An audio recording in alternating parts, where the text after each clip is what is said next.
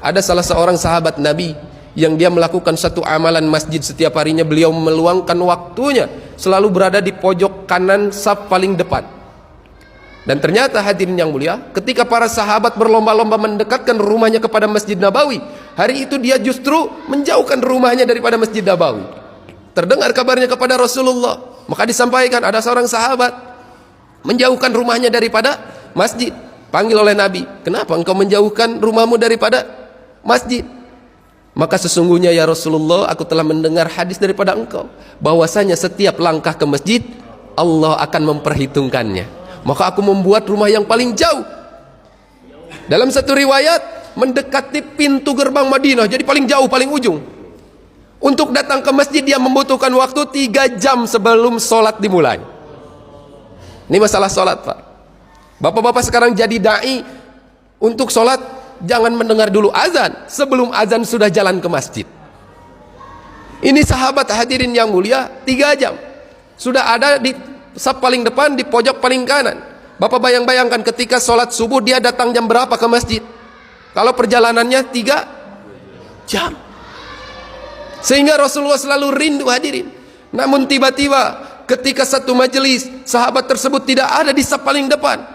Para sahabat hari itu tidak ada yang faham, tidak ada yang risau terhadap salah satu sahabat yang tidak ada. Ini pentingnya ketika kita menjadi imam, bukan hanya memimpin sholat berjamaah, tapi sebelum dan sesudah sholat berjamaah, kewajiban imam adalah memperhatikan makmumnya. Maka Rasulullah waktu itu bertanya, kemana salah seorang sahabatku? Para sahabat menjawab tidak tahu. Setelah sholat subuh dilakukan, maka ditanya lagi oleh sahabat, adakah yang tahu rumahnya? Beberapa sahabat tahu, maka diantarkan. Rasulullah dan para sahabat melakukan perjalanan 3 jam sampai tiba ke rumahnya ketika waktu duha. Maka ketika datang ke rumahnya disampaikan salam, ada seorang istri yang menjawab dengan suara yang tegar, Waalaikumsalam, dan itu tahu adalah yang datang Rasulullah. Kemudian hadirin yang mulia, seakan-akan perempuan tersebut ingin memberikan sesuatu kabar yang aneh yang dia lihat terhadap suaminya. Maka dia bertanya, benarkah engkau istrinya salah seorang sahabatku? Benar. Kenapa suamimu tidak datang ketika sholat subuh? Ya Rasulullah, tadi pagi suamiku telah meninggal. Lihat keadaan wanita yang beriman, dia tegar menghadapi itu. Biasa saja, walaupun dalam keadaan bersedih, dia bisa seperti itu. Suamiku sudah meninggal.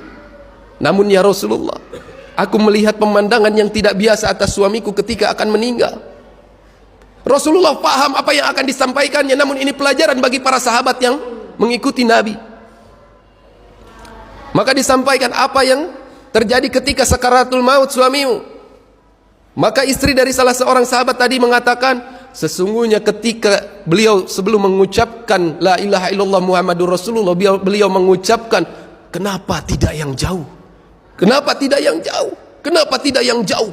Dengan perasaan yang seakan-akan menyesal, beliau mengucapkan.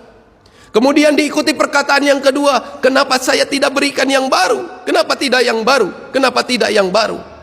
Kemudian beliau pun mengatakan, kenapa tidak semuanya? Kenapa tidak semuanya? Kenapa tidak semuanya?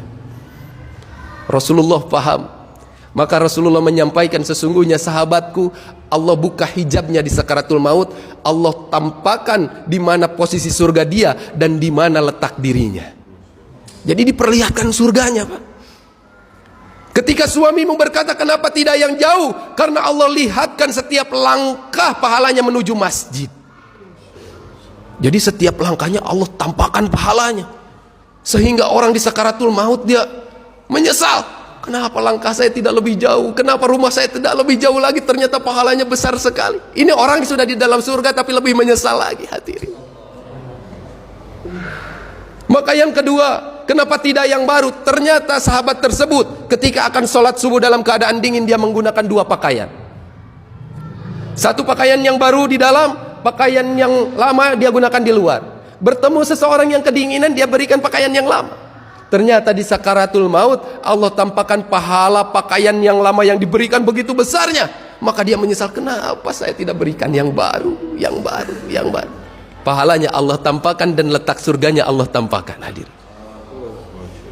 Kemudian yang ketiga, kenapa tidak semuanya? Pernah ada satu orang yang lapar, datang meminta kepadanya ketika dia sarapan, dia hanya membelahkan sepotong roti. Maka dia menyesal, kenapa saya tidak berikan semuanya. Nah hadirin yang mulia, maknanya ulama kita sampaikan, ini pahala ibadah Allah tampakkan seperti itu, Pak. Kenapa hari itu tidak ditampakkan pahala dakwah?